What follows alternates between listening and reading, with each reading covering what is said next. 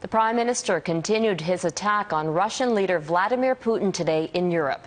He told a business crowd in Germany he believes Putin is a relic of the Cold War, a way of thinking that threatens to draw the West into a wider conflict. Couteur is traveling with the Prime Minister. Mike? Well, Robin, the Prime Minister came to Germany hoping to promote the Canada-EU free trade deal. But during a business Q&A, the subject quickly switched to the crisis in Ukraine. What do you think about the development of this crisis? Will the world see a new Cold War? It was a question Harper's aides admit he wasn't expecting.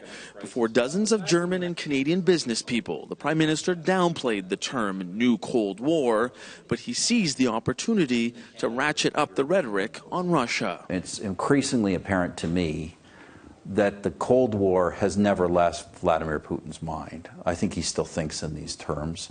Harper added he doesn't believe Russian citizens support Putin's position, saying the sanctions against his regime are essential, not only to stop its incursion into eastern Ukraine, but also to prevent a return to a time when countries regularly invaded each other's territories. We simply, as a world, cannot afford the risk of Europe going back to being a continent where people seize territory, where they make claims on neighboring countries, where the bigger military powers are prepared to invade their neighbors or carve off pieces. But in punishing Putin with heavy economic sanctions, G7 leaders could be hurting themselves and local companies that deal with Russia.